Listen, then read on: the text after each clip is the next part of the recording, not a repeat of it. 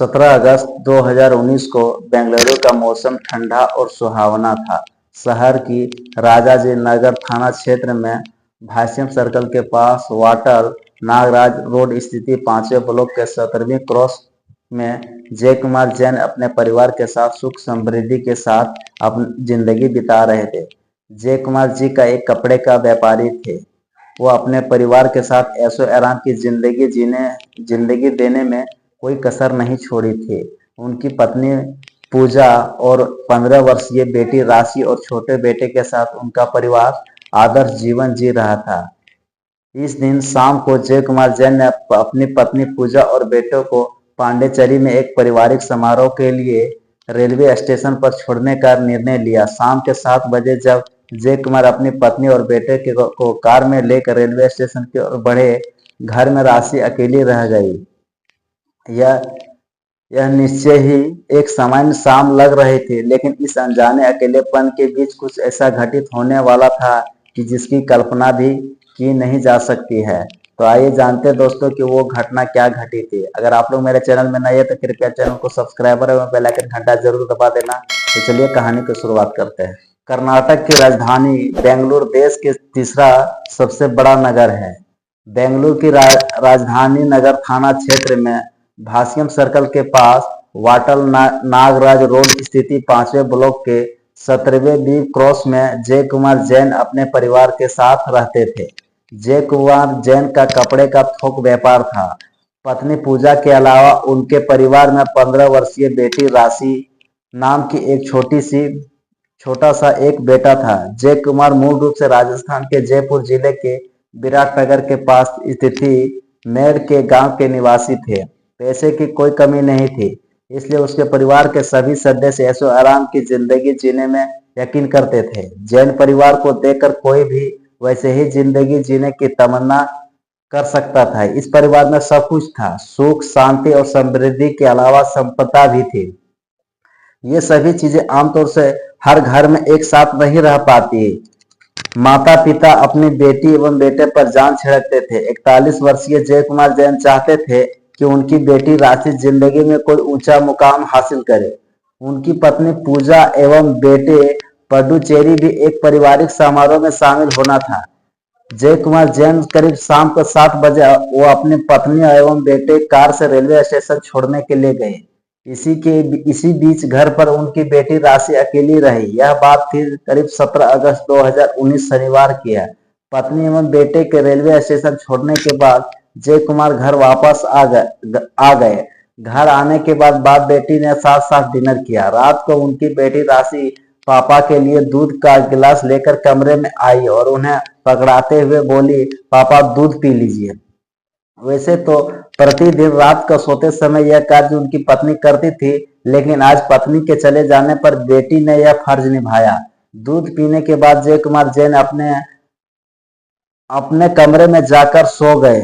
दूसरे दिन यानी 18 अगस्त रविवार को सुबह लगभग 7 बजे पड़ोसियों ने जय कुमार जैन के मकान के कर फायर ब्रिगेड के साथ साथ पुलिस को सूचना दी। इस बीच जय कुमार की बेटी राशि ने भी शोर मचाया। सूचना मिलते ही फायर ब्रिगेड की गाड़ी बताए गए पते पर पहुंची और राजकुमार के मकान के अंदर पहुंचकर उनके बाथरूम में लगी आग को बुझाया। दमकल कर्मियों ने बाथरूम के अंदर जय कुमार जैन का झुलसा हुआ शव देखा। कपड़ा व्यापारी जय कुमार के मकान के बाथरूम में आग लगने और आग में जलकर उनकी मृत्यु होने की जानकारी मिलते ही मोहल्ले में सनसनी फैल गई। देखते ही देखते जय कुमार जैन के घर के बाहर पड़ोसियों की भीड़ इकट्ठा हो गई। जिसने भी सुना कि कपड़ा व्यवसायी के जलने से मौत हुई, वह सकेत में वो शौक में आ गया। आग बुझाने के दौरान थाना राजाजीपुरम की पुलिस भी पहुंच गई। मौके वारदात पर पुलिस ने पूछताछ शुरू की। बेटी के बयान मृतक राजकुमार की बेटी ने पुलिस को बताया कि सुबह पापा नहाने के लिए बाथरूम में गए थे, तभी अचानक इलेक्ट्रिक शॉर्ट सर्किट में से आग लगने से पापा झुलस गए और उनकी मौत हो गई। घटना के समय जय कुमार घर में मौजूद युवक प्रवीण ने बताया कि आग लगने पर हम दोनों ने आग बुझाने का प्रयास किया। आग बुझाने के दौरान हम लोगों के हाथ पैर में झुलस गए। मामला चूंकि एक व्यवसायी परिवार का था, इसलिए पुलिस के उच्च अधिकारियों को भी अवगत करा दिया गया। कि यह जो खबर पाकर सहायक पुलिस आयुक्त धनंजय कुमार एवं डीएसपी शशि कुमार घटना स्थल पर पहुंचे गए। इसके साथ ही फोरेंसिक रिपोर्ट टीम भी आ गई। मौके से आवश्यक साक्ष्य जुटाने एवं जरूरी कार्यवाही निपटाने के बाद पुलिस ने व्यवसायी जय कुमार की लाश पोस्टमार्टम के लिए विक्टोरिया हॉस्पिटल भेज दी। पुलिस ने यह भी अनुमान लगाया कि व्यवसायी जय कुमार की मौत शॉर्ट सर्किट से आग में झुलसने की वजह से हुई होगी, लेकिन जय कुमार की शव को स्थिति देखकर पुलिस को संदेह हुआ कि प्राथमिक जांच से मौत के कारण स्पष्ट नहीं हो पाया, इसलिए पुलिस ने इसे संदेहास्पद कराते हुए मामला दर्ज कराकर गहन पड़ताल शुरू कर दी। डीएसपी एन शशि कुमार ने इस सनसनीखेज घटना को शीघ्र ही खुलासा करने के लिए तुरंत अलग अलग टीमों का गठित कर आवश्यक निर्देश दिए। पुलिस टीमों द्वारा आसपास रहने वाले लोगों एवं बच्चों से अलग अलग तरह की पूछताछ की गई तो एक चौंका देने वाला बात सामने आई। पुलिस को मृतक जय कुमार की बेटी राशि एवं पड़ोसी युवक प्रवीण कुमार के प्रेम संबंधों के बारे में जानकारी मिली। घटना के समय भी प्रवीण कुमार जय कुमार के घर में मौजूद था।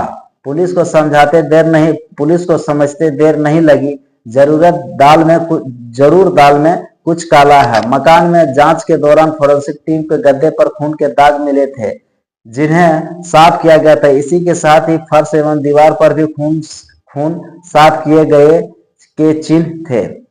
दूसरे दिन पोस्टमार्टम रिपोर्ट आने के बाद स्थिति पूरी तरह स्पष्ट हो गई कि पोस्टमार्टम रिपोर्ट में बताया गया कि मृतक की झुलसने से पहले उसकी हत्या किसी धारदार हथियार से की गई थी। इसके बाद उच्च अधिकारियों को पूरी जानकारी से अवगत कराया गया। पुलिस का शक मृतक की बेटी राशि एवं उसके बॉयफ्रेंड प्रवीण पर गया। पुलिस ने दूसरे ही दिन दोनों को हिरासत में लेकर उनसे घटना के संबंध में अलग अलग पूछताछ की। इसके साथ ही दोनों के मोबाइल में भी पुलिस ने कब्जे कर लिए। जब राशि और प्रवीण से सख्ती से पूछताछ की तो दोनों संतोषजनक जवाब नहीं दे पाए और सवालों में उलझकर घटनाक्रम बता दिए। दोनों ने जय कुमार की हत्या कर उसे दुर्घटना का रूप देने की बात कबूल कर ली। डीएसपी एन शशि कुमार ने सोमवार 19 अगस्त को कॉन्फ्रेंस में बताया कि पुलिस ने मामला दर्ज कर गहन पड़ताल की। इसके साथ ही जय कुमार जैन ने हत्याकांड 24 घंटे में सुलझाकर मृतक को 15 वर्षीय नाबालिग बेटी राशि और उसके 19 वर्षीय प्रेमी प्रवीण को गिरफ्तार कर लिया गया। उनकी निशानदेही पर हत्या में इस्तेमाल चाकू, जिसे घर में छिपा कर रखा गया था, बरामद करके ले गया था। साथ ही खून से सनसना गद्दे, कपड़े व अन्य साक्ष्य भी जुटा लिए गए। हत्या की जो कहानी सामने आई वह इस प्रकार थी। जय कुमार जैन की बेटी बेंगलुरु शहर की एक इंटरनेशनल स्कूल में पढ़ती थी। उसी स्कूल में जय कुमार के पड़ोसी भी तीसरे ब्लॉक में रहने वाला प्रवीण कुमार भी पढ़ता था। प्रवीण के पिता एक निजी कंपनी में काम करते थे। कुछ महीने उसके पिता सहित कई कर्मचारियों को कुछ लाख रुपए देकर कंपनी ने उसे हटा दिया था। यह रुपये पिता ने प्रवीण के नाम से बैंक में जमा करवा दिए थे। इन रुपयों के ब्याज से ही परिवार का गुजारा चलता था। प्रवीण उनका एक लौता बेटा था।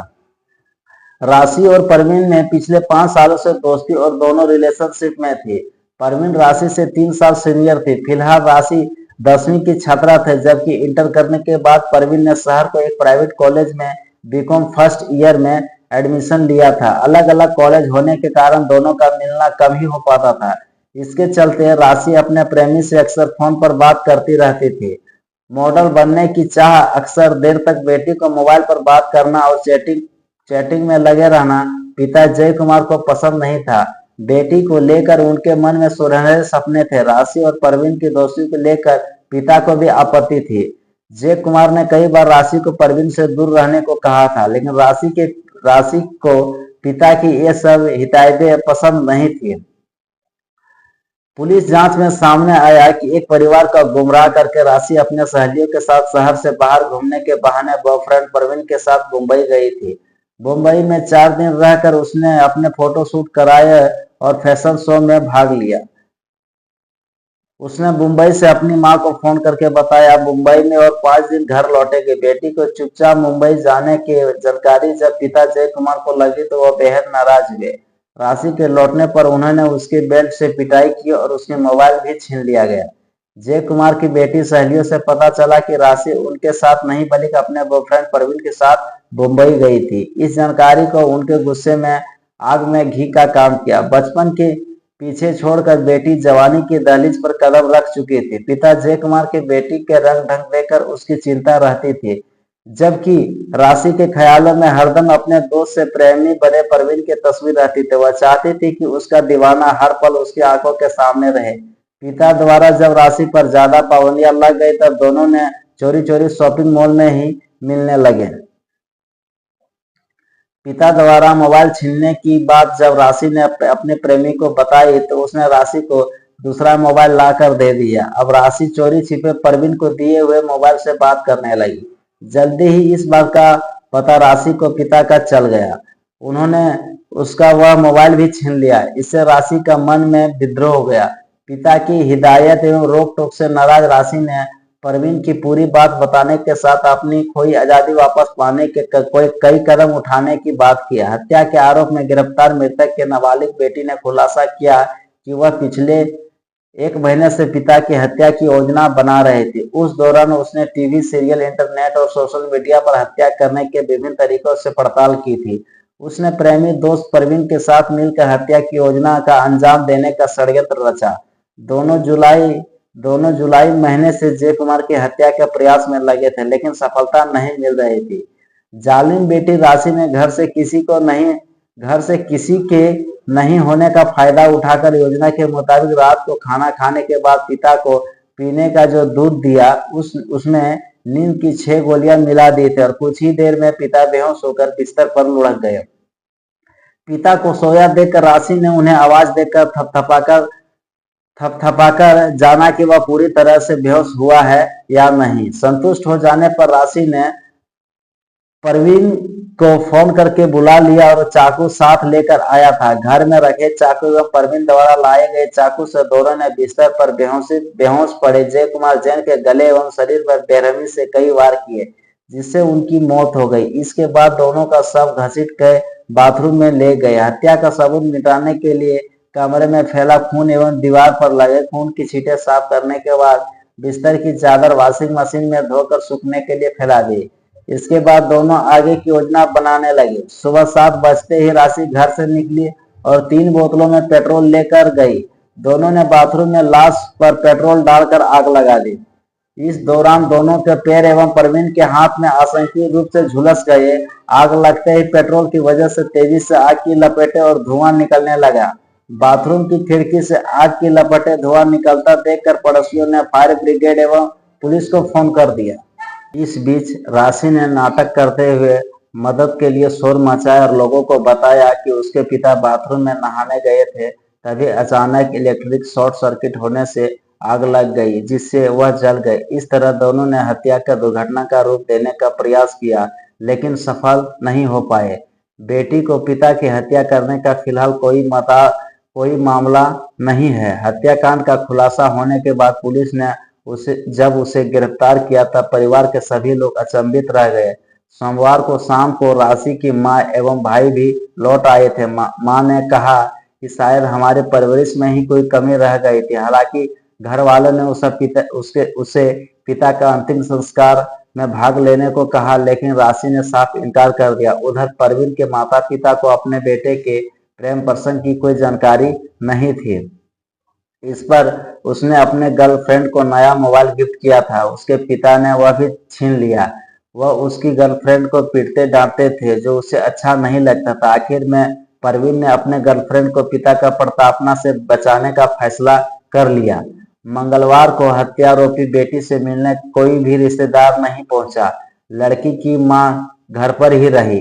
राशि ने पुलिस को बताया कि उसने अपने पिता को चाकू से नहीं मारा, लेकिन घटना के समय वह वहां मौजूद था।